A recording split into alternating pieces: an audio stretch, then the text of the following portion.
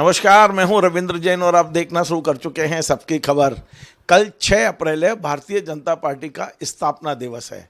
Bharatiya Janata party नेतृत्व से एक संदेश नीचे तक आया है कि हर बूथ पर अब अन्य पार्टियों के लोगों को ज्वाइन कराया जाए। अन्य पार्टी आप समझ सकते हो, मध्य प्रदेश में अन्य पार्टी का मतलब कांग्रेस है।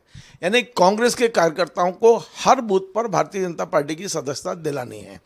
आज हमारे साथ भारतीय जनता पार्टी के वरिष्ठतम नेता रघुनंदन जी शर्मा हैं, जिन्होंने मध्य प्रदेश में इस पार्टी को गढ़ा है, खड़ा किया है।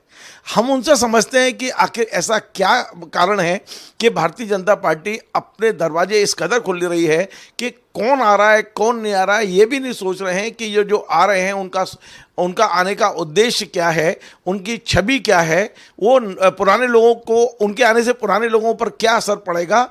इन मुद्दों पे आज मैं बात करूंगा रघुनंदन जी से। मैं आपको बता दूं, रघुनंदन जी शर्मा भारतीय जनता पार्टी में लंबे समय तक कार्यालय मंत्री रहे हैं, राज्यसभा सदस्य रहे हैं, भारतीय जनता पार्टी के प्रदेश उपाध्यक्ष रहे हैं और मध्य प्रदेश में तमाम सारे बड़े बड़े पदों पर बैठे नेता आज भी इनसे मार्गदर्शन लेने आते हैं। हम समझते हैं कि क्या ये भारतीय जनता पार्टी की रीति नीति जो नई है उससे पुराने कार्यकर्ता जो विचलित हो रहे हैं, कहीं ना कहीं वो असहज हैं, वो कार्यकर्ता आपसे किस तरह की बात करते हैं और क्या ये ठीक है जो कुछ भारतीय जनता पार्टी में हो रहा है आज की तारीख में। रघु जी, आपका स्वागत है। रघु जी, कल भारतीय जनता पार्टी का स्थापना दिवस है, मैं उसकी बधाई देता हूं आपको, क्योंकि आप इस पार्टी के संस्थापक सदस्य हैं उस नाते से। अब मैं बात कर रहा हूं भारतीय जनता पार्टी का पिछला जो लंबे समय से जो चल रहा है। हमने देखा छिंदवाड़ा में तो कमाल हो गया कि एक रात को मुख्यमंत्री जी चौराही पहुंचे और 5,000 कार्यकर्ता शामिल हुए, ऐसा मैंने पढ़ा। कल भारतीय जनता पार्टी के हर बूथ कार्यकर्ताओं को टारगेट दिया गया है कि अधिक से अधिक लोगों को आपको पार्टी ज्वाइन कराना है। तो क्या वास्तव में केवल एक ही उद्देश्य है कि हमें कांग्रेस मुक्त देश बनाना है, या ये भारतीय जनता पार्टी का कोई और छुपा हुआ एजेंडा है? देखिए, आपने 6 अप्रैल की बात कही है। मैं भाग्यशाली व्यक्ति हूँ। 6 अप्रैल 1980 को भारतीय जनता पार्टी की स्थापना जिस मैदान में दिल्ली में हुई, मैं वहाँ मौजूद था। और जिन कुछ लोगों का शपथ पत्र चुनाव आयोग में देकर के पार्टी का नाम भारतीय जनता पार्टी स्वीकार किया जाए तथा इसको कमल चुनाव चिन्ह दिया जाए, इसका आवेदन देने के लिए जिन लोगों के शपथ पत्र प्रस्तुत किए थे उसमें एक मैं भी था, मेरा भी शपथ पत्र उसमें था। और इस नाते से भारतीय जनता पार्टी की स्थापना, उसके विषय में इतना ही कहना चाहूँगा कि जनसंघ का दूसरा रूप भारतीय जनता पार्टी बने, ये इसके पीछे हेतु था। कांग्रेस की तानाशाही और आपातकाल में जो संविधान और लोकतंत्र को नष्ट किया था, उसके खिलाफ जनसंघ ने अपने आप को समर्पित करके, मिटा करके और लोकतंत्र को बचाने का काम करने के लिए अन्य दलों के साथ जनता दल बनाया था और अपने अस्तित्व को ही समाप्त कर दिया था। और इसलिए जनसंघ का नाम न करके रख करके भारतीय जनता पार्टी नामकरण करके वही दीनदयाल उपाध्याय, वही डॉक्टर श्यामा प्रसाद मुखर्जी को प्रेरणा पुरुष मान करके भारतीय जनता पार्टी की स्थापना हुई। आज भी भारतीय जनता पार्टी अपने महत्वपूर्ण कार्यक्रमों में डॉक्टर श्यामा प्रसाद मुखर्जी और दीनदयाल जी उपाध्याय के चित्र रख करके अपनी श्रद्धा प्रकट करते हैं, सम्मान प्रकट करते हैं। धीरे धीरे इस पार्टी के विचारों से देश की जनता प्रभावित होती गई, इसका विस्तार होता गया और हमको बड़ी खुशी है कि अथक परिश्रम से, अनेक लोगों के त्याग और समर्पण से भारतीय जनता पार्टी आज देश की नहीं विश्व की सबसे बड़ी राजनीतिक पार्टी है। और ये कहते हुए हमको गर्व महसूस होता है। लेकिन उसके साथ साथ पंडित दीनदयाल उपाध्याय ने हमें कुछ मंत्र दिए थे। शुचिता, प्रामाणिकता, देशहित सर्वोपरि, राष्ट्र प्रमुख, परिवार पश्चात, अपने हित नहीं परमार्थ के लिए काम करना, ये वे सूत्र हैं जिनके आधार पर भारतीय जनता पार्टी आगे बढ़ी है। और भारतीय जनता पार्टी के कार्यकर्ताओं के रक्त में ये सिद्धांत, ये विचार प्रभावित हो गए और उसी आधार पर अनेक कार्यकर्ता, जीवनदानी कार्यकर्ता खड़े हुए, संगठन मंत्री बन करके, प्रचारक बन करके, जिनने अपना घर बार छोड़ करके इस पार्टी को खड़ा किया। मैंने कुशाभाऊ ठाकरे, प्यारीलाल खंडेलवाल, नारायण प्रसाद गुप्ता जैसे अनेक समर्पित महापुरुषों के साथ काम किया है और मैं दावे के साथ कह सकता हूं कि उनके सपनों की भारतीय जनता पार्टी आज दिखाई नहीं देती। इसकी पीड़ा है।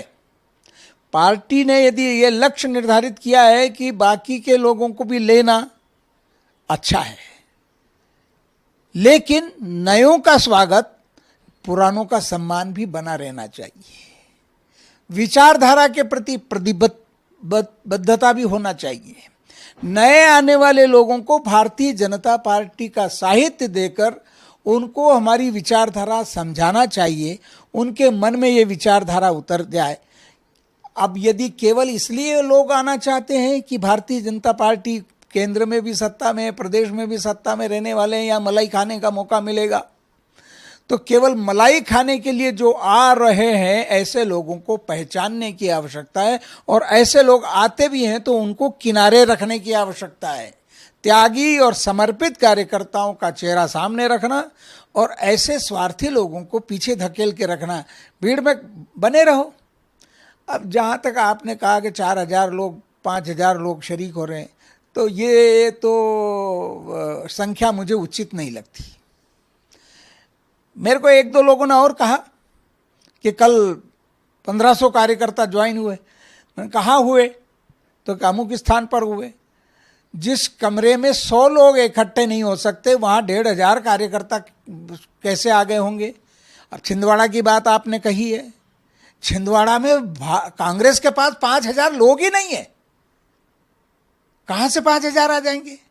इसलिए मीडिया के माध्यम से सत्यता प्रमाणित होना चाहिए, ऐसी बात कहनी चाहिए जिससे लोगों के मन में हमारी बात गले उतरे और सत्य लगे। असत्य दिखाई दे, ऐसी बात से बचना चाहिए। भारतीय जनता पार्टी का विस्तार हो, भारतीय जनता पार्टी बढ़े, ताकतवर हो, गांव-गांव में, नगर-नगर में समर्पित और त्यागी तपस्वी कार्यकर्ता, देश हित सर्वोपरि का नारा और अंतःकरण में लेकर चलने वाले वो लोग खड़े हों, भारत माता की जयकार करें, देशभक्ति की पुकार लगाते रहें।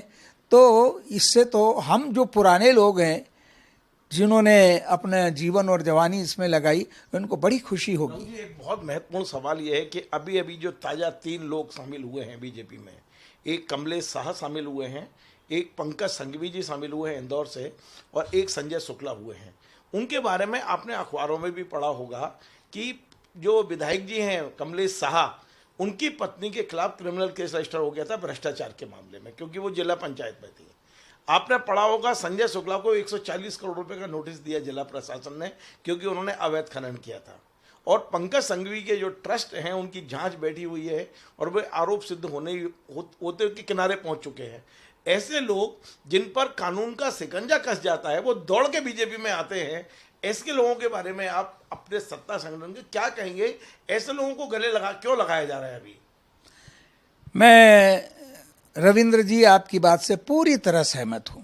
ठोक बजा करके भारतीय जनता पार्टी में लोगों को सम्मिलित करना चाहिए। जिनके खिलाफ आपराधिक मामले हो, भ्रष्टाचार के मामले हो, व्यभिचार के मामले हों, ऐसे लोगों को पार्टी में लेने की आवश्यकता नहीं है। इससे हमारा विचार कमजोर होगा और परिवार गलत दिशा में जाएगा। उससे बाकी के आपराधिक तत्व भी प्रेरणा लेकर के आपकी सत्ता का सुख भोगने के लिए आकर के खड़े हो जाएंगे।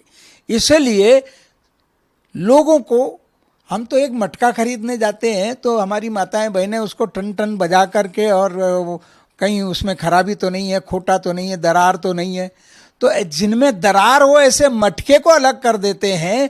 तो जिस पुरुष में, जिस व्यक्ति में भ्रष्टाचार, व्यभिचार या किसी अन्य प्रकार की चारित्रिक दैन्यता की दरार हो, ऐसे दरार वाले मटके को तो अलग रख देना चाहिए। अर्थात ऐसे व्यक्ति को लेने की आवश्यकता नहीं है।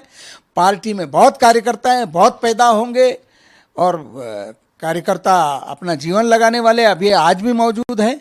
तो पार्टी के पास कार्यकर्ताओं की कमी नहीं है। पहले ही ये पार्टी आधारित पार्टी है, हजारों कार्यकर्ता इस पार्टी में है। बाकी कोई राजनीतिक दल इतने बड़े कार्यकर्ताओं के समूह वाला दल नहीं है जैसा भारतीय जनता। हमारे पास कमी क्या है? हम कोई भीख मंगे थोड़ी हो गए हैं कि हमारी दशा दयनीय हो गई इसलिए भीख मांग करके हम दूसरों को लाएंगे। हमें सावधान होना चाहिए। एक, जैसा मैंने कहा कि हमें परख करके कार्यकर्ता को सम्मिलित करना चाहिए। ये जिम्मेदारी सम्मिलित करने वाले लोगों की है, करवाने वाले कार्यकर्ताओं की है।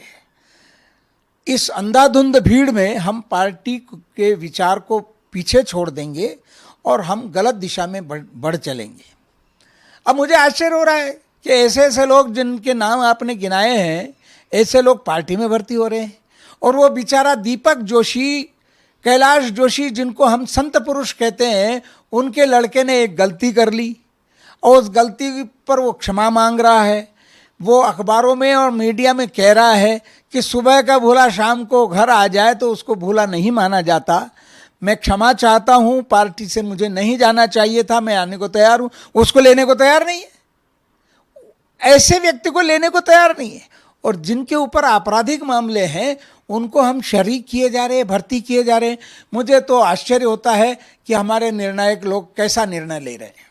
मुझे एक और महत्वपूर्ण सवाल है और ये केवल जानकारी है, उस पर आपकी क्या टिप्पणी होगी मैं सुनूंगा।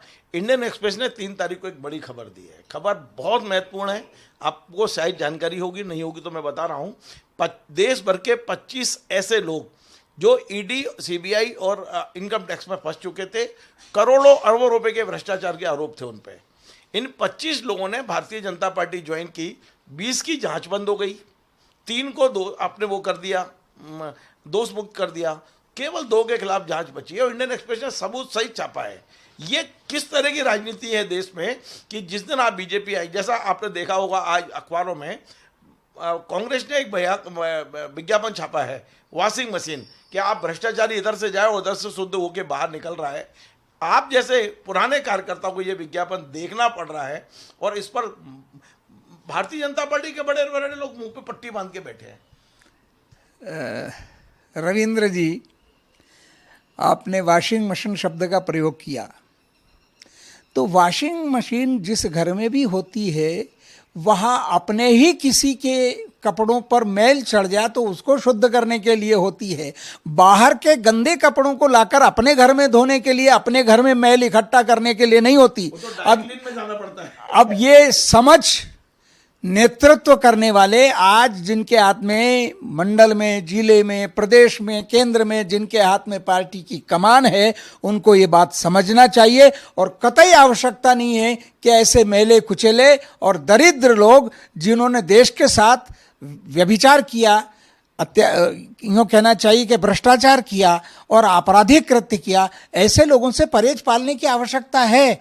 परहेज शब्द ही इसलिए बना है कि हमें ऐसे लोगों से परहेज पालना चाहिए और शुद्ध सात्विक लोगों को लेना चाहिए। शुद्ध सात्विक लोग भी बहुत बड़ी संख्या में मौजूद हैं। मुझे खुशी होती है, कल मेरे साथ में कांग्रेस के एक नेता जो अभी अभी भारतीय जनता पार्टी में आए, वो थे।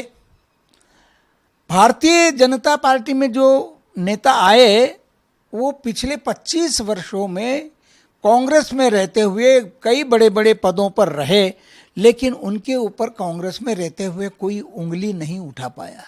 जैसे हमारे यहाँ कैलाश जोशी को संत प्रवृत्ति का मानते थे, कांग्रेस में भी ऐसे कुछ संत प्रवृत्ति के लोग थे। विचारधारा से वो गुमराह थे।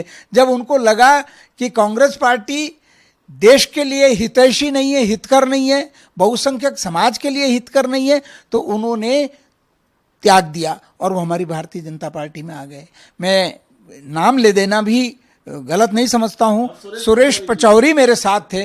और ऐसे संत राजनीतिज्ञ हमारे यहाँ आते हैं तो उनका स्वागत है, सम्मान करना चाहिए, हृदय से लगाना चाहिए और उनको उनका योग्य सम्मानजनक स्थान भी देना चाहिए।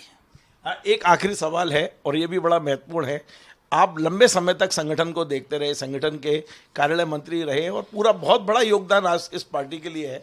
कभी आपने कल्पना की थी कि इस पार्टी में एक अलग तरह का विभाग बनेगा, न्यू ज्वाइनिंग सेल? अब भारतीय जनता पार्टी में एक संस्था है, एक विभाग है जिसका नाम है न्यू ज्वाइनिंग सेल, जिसके चीफ है, संयोजक है नरोत्तम मिश्रा साहब। वो उनका काम दिन भर यही है कि कांग्रेस के किस नेता को कल पकड़ के लाना है और बीजेपी ज्वाइन कराना है।